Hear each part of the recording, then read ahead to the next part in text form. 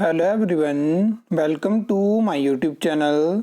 आपके बहुत सारे कमेंट्स आते रहते हैं कि जो HPSSC हमीरपुर की 2022 की लास्ट एडवर्टाइजमेंट थी, जिसमें कि टोटल 79 पोस्ट कोड एडवर्टाइज हुए थे, उसके बारे में अपडेट करिए। क्योंकि उसमें जेई की वैकेंसी थी, चाहे वो सिविल की हो, इलेक्ट्रिकल की हो, उसमें SI की वैकेंसी थी और उसमें और भी वैकेंसी थी जिसमें कि 7 पोस्ट कोड ऑलरेडी विड्रॉन हो चुके हैं और उसके अलावा 4 पोस्ट कोड ऐसे हैं जिसमें कि 3 की जो रिक्रूटमेंट प्रोसेस है कंप्लीट हो चुकी है और एक का रिजल्ट आपको बहुत जल्दी देखने को मिलेगा जो कि आयुर्वेदिक फार्मेसी ऑफिसर का है। ठीक है, अब जो बाकी पोस्ट कोड हैं उनमें वेट हो रहा है कि कब उनकी एडवर्टाइजमेंट होगी या उनकी जो रिक्रूटमेंट प्रोसेस है वो स्टार्ट होगी। अब इसके बारे में आपके बहुत सारे कमेंट्स आते हैं कि अपडेट बताइए हमें कि क्या अपडेट है। मैंने आपको लास्ट वीडियो में बताया था, तब मैंने आपके साथ ये RTI रिप्लाई शेयर किया था। उसके बाद और भी बाकी स्टूडेंट की तरफ से भी RTI लगाई गई। इस टाइम पे मैं आपको बताना चाहता हूँ कि अगर आप राज्य चयन आयोग पे कोई भी मतलब उस एडवर्टाइजमेंट में पोस्ट कोड एडवर्टाइज हुए थे, अगर आप किसी स्पेसिफिक एक पोस्ट कोड पे भी RTI लगाते हैं या पूरी एडवर्टाइजमेंट के बारे में अपडेट पूछते हैं तो डायरेक्ट आ जाता है कि अंडर प्रोसेस है और बाकी कोई इन्फॉर्मेशन नहीं दी जाती है। अब आपको पता है कि रिटन इन्फॉर्मेशन का सिर्फ यही सोर्स है जहां से हमें पता चलता है कि इस टाइम पे वैकेंसी की प्रोसेस क्या है, किस तरह से चीज़ें आगे डील होंगी। लेकिन अगर इस तरह से जानकारी दी जाएगी तो फिर कैसे आगे मैं आपको अपडेट कर पाऊंगा। अब कॉल करते हैं, कॉल में कोई जानकारी नहीं दी जाती है, कॉल पिक नहीं करी जाती है, तो बहुत सारी चीज़ें यहाँ पे हैं। अब सरकार को भी देखना चाहिए कि 2022 में वैकेंसी एडवर्टाइज हुई थी। अब लगातार बात होती है जी एज रिलैक्सेशन के बारे में भी सरकार जो है वो इसमें बता चुकी है कि एज रिलैक्सेशन दे दी जाएगी। फिर आयोग कहता है कि हमारे पास फाइल नहीं पहुंची है। कुछ दिनों बाद खबर आती है कि जी फाइल पहुंच गई है और अभी सरकार की तरफ से हमें ये गाइडलाइन नहीं मिली है कि वैकेंसी को री एडवर्टाइज करना है या नहीं करना है।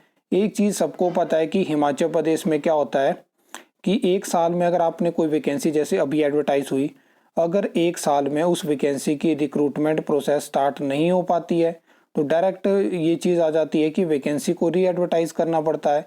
तो 2022 में कोई वैकेंसी निकाली गई है वो आपको री एडवर्टाइज करनी पड़ेगी क्योंकि इतना टाइम हो चुका है। ठीक है, नहीं तो फिर क्या होता है कि कोर्ट केसेस हो जाते हैं। बहुत सारी चीज़ें यहाँ पे हमें अलग अलग भर्तियों में देखने को मिली हैं।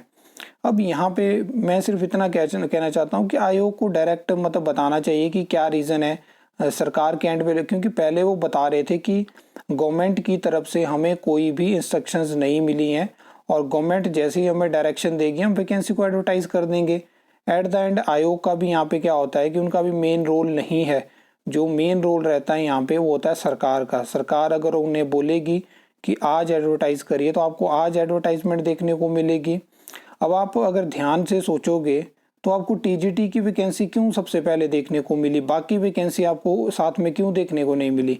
उसमें दो कारण मैंने आपको बताए हैं कि एक तो आपको पता है कि एजुकेशन डिपार्टमेंट की TGT JBT वैकेंसी के रिगार्डिंग बहुत ज़्यादा प्रश्न जो था वो जितने भी चाहे मुख्यमंत्री हो गया, बाकी नेता हो गया, उनसे प्रश्न पूछे जाते थे।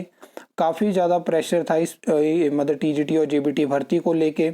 बाकी भर्तियां भी ऐसी हैं जिनके बारे में ज़्यादा बात नहीं होती है फिलहाल, ये चीज़ है।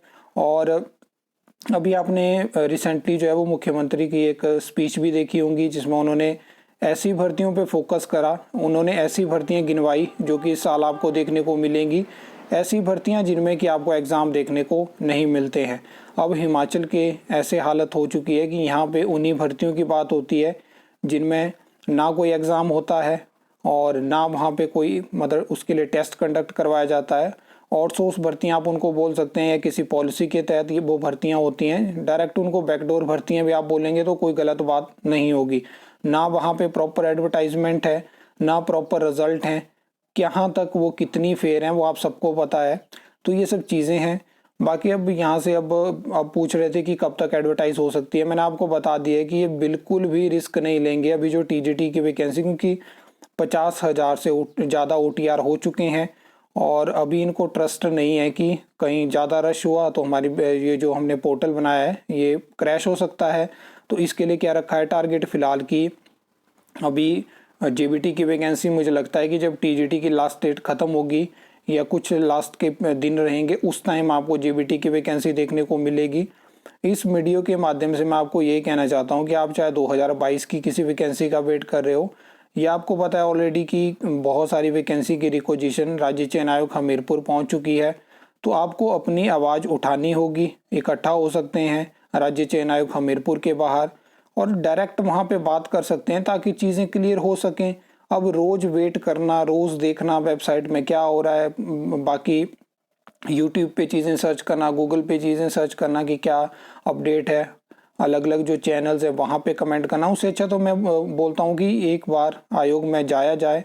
अभी आपको पता है कि हिमाचल प्रदेश में गर्मी है, काफ़ी ज़्यादा गर्मी है और 2-3 दिन के बाद बारिश भी है। मौसम हो सकता है कि नेक्स्ट वीक थोड़ा ठंडा हो जाए, तो उस दौरान सोचा जा सकता है कि एक दिन राज्य चयन आयोग हमीरपुर के बाहर जाया जाए। वहाँ पे जो अधिकारी वहाँ पे हैं उनसे मिला जाए, अगर वहाँ पे परमिशन मिलती है, और उनसे पूछा जाए ताकि वो बता सकें कि क्या क्या चीज़ें हैं ताकि ऑफिशियल कंफर्मेशन मिल सके। क्योंकि आरटीआई के भरोसे भी नहीं बैठा नहीं जा सकता है, 1 महीने बाद ये रिप्लाई देते हैं, फिर ऐसे रिप्लाई आ जाते हैं, तो फिर आप बताओ कि कहाँ से ऑथेंटिक इन्फॉर्मेशन आपको दी जाएगी। तो ये सब चीज़ें हैं।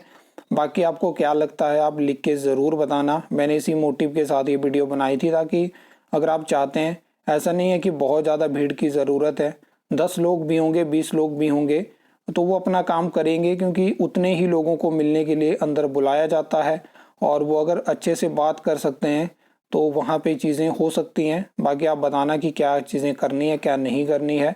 आई होप आपको ये वीडियो अच्छी लगी होगी, इन्फॉर्मेटिव लगी होगी। तो वीडियो को लाइक, कमेंट, शेयर कर सकते हो, चैनल को सब्सक्राइब कर सकते हो फर्दर न्यू अपडेट्स के लिए।